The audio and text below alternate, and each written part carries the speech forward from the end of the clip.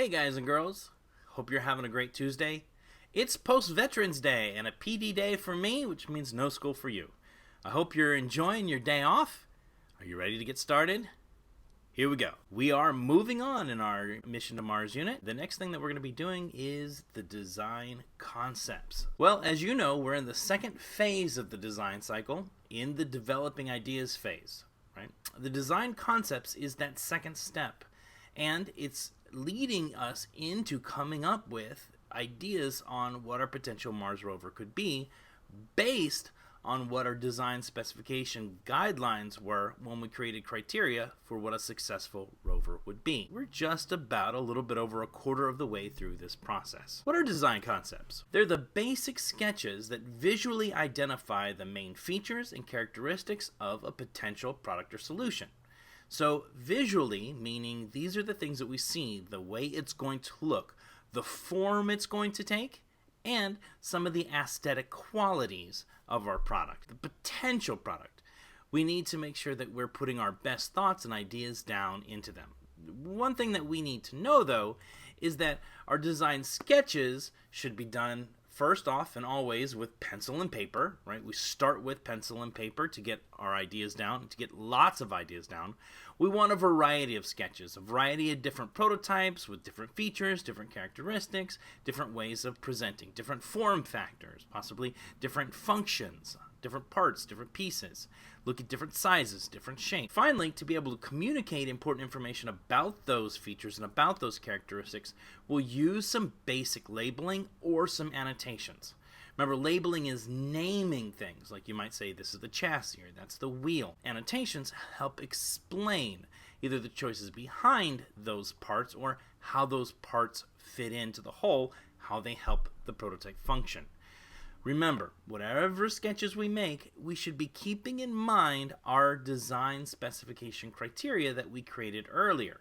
So if we said that we needed to have wheels that were parallel, then we should probably draw concepts that have wheels that are parallel. So it's a good idea to have those in mind and remind ourselves of them before we start the process of sketching. Let's take a look at a sketch that was done before, right? A picture is worth 1,000 words. What do you notice about what this student did in communicating their idea? You can see that they drew something there. They sketched out some ideas. But you might be able to notice they also did some labeling and some annotation. Notice they've gone above and beyond to include some potential measurements of the different features. Those would be considered characteristics. They've even started to label the different parts so that we know what they are. They've even started to label some of the different materials that they might use in their drawings or in their eventual prototype. And you can see down in the bottom right hand corner, they've gone through the process of explaining how certain functions will work to get the rover to do what it needs. Now, that's not a quick sketch. That's a sketch that's been developed. So they got their ideas down, they got a couple of different ideas down, they came back, and then they started to pay a little bit more attention to the details, to the information that they're trying to communicate there, so that anybody who looks at it could understand it. Now, we can take a complex idea, right, and we can convey it using images that have some simple convention inside. This is what allows us to communicate our ideas effectively and efficiently and quickly. Okay, so how are we going to be graded on these sketches? Well, just so you know, this is the rubric that I'm looking at, right? That you sketch at least 3 Mars rover concepts with annotations that clearly show and describe characteristics and features in detail that help it to meet all of the relevant design specifications. If you think about it, that would be the best possible thing. A variety of different sketches, drawn clearly, and communicating clearly through those labels and annotations. However, you'll notice that the 5-6 and the 3-4 and the 1-2 have similar language, but let's break them down so we can easily see the difference between them. Notice here I've highlighted some of the different wording between them. To get a 7 or 8, you'll need to sketch at least 3 Mars rover concepts. Notice for the 5 or 6, it's at least 2 Mars rover concepts. To get a 3 or 4, you'll need more than 1 Mars rover concept, so completed or not completed, but more than one idea. And finally, 1 or 2, you're presenting to me only one Mars rover concept. So depending on how well you use your time and how much you get accomplished, you'll see where you potentially can score along the strata. There's other verbiage in there we should be aware of as well. Notice that in addition to the amount of drawings or sketches that you have, the quality of those drawings makes a difference too. Notice to get a 7 or 8, you need to annotate your drawings so that they clearly show and describe. The 5-6 says labels that clearly show and name. The 3-4 has show or name, and you'll notice there's no designation for the 1 or 2. Know this, that it's not that you can just label some of your drawings or annotate some of them. To really get that 7 or 8, it has to be that they are all consistently annotated and clearly showing and describing. You can't do annotations really well on one that you really, really like and then not pay too much attention to the other two, because it will always default to what is consistently shown across all of your design concepts. And one more designation you should be aware of.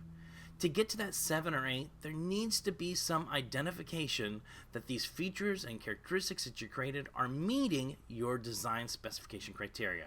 That's why the 7 or 8 has the word all in there. Notice the 5 or 6 also has the word all. The 3 or 4 has most, and the 1 or 2 has some. So I need to be able to see that whatever it is, these concepts that you've created, they're being guided by your design specifications. If I can see, whether you show me, obviously write it on there how it meets the specifications, or I can at least look at your specifications, look at your concepts, and generally guess, the more apparent you make it from me, the easier it's going to be for me to recognize that they're all there. However, as long as I can see that your specifications are present in guiding your designs, then you'll be able to hopefully hit that highest rubric band. All right, so I know some of you are going to ask me this. Hey, Mr. Connors, can I just do my sketches on the computer? Because I don't like to draw. I'm not very good at drawing. Well, to be honest with you, sketches are meant to be drawn. They're meant to be quick ideas that we get down and we put our ideas down, connecting our hand to our brain using that pencil. So I'm going to ask that we all sketch our ideas. However, if you find it's too difficult for you to label or annotate by hand and your handwriting might be a little messy, no problem. At that point, you can bring your design into a program like Google Draw or Google Docs and do the labels and annotations on the computer. The sketches should still be done by hand. However, the annotations and labels can be done with computer assistance. If you're unsure of how to do that, let me know. I'll help you import your sketches in and get them drawn. Let's get to some things that I want you to remember to bring to class with you. Okay, you ready? Make sure you have your design journal ready. It's over there in the corner. Just make sure you find it at the beginning of class. You're going to want to make sure you've got some pencils and erasers. You should have a ruler. If you've got one, great, bring it. I have some to share, but you're probably going to want to make sure you've got your own. Obviously, bring your ideas. You've seen lots of different rovers. I can't wait to see your unique and different creative ideas. And finally, you will need your laptop because you're going to need to be able to access your design specifications so you can use those to guide yourself. All right, let me throw some thanks out. I want to say thank you to Slides Carnival for this presentation template that I used. The photographs inside of the moon going around the sun and the earth, that was created by Unsplash. This paper texture in the background that looks very Leonardo da Vinci-ish, that was done by Graphics Burger. And finally, the drawings that you saw inside the presentation, they were done by Jeffrey. So, we'll see you in class. Good luck filling out the form and getting a perfect grade on that. Aloha.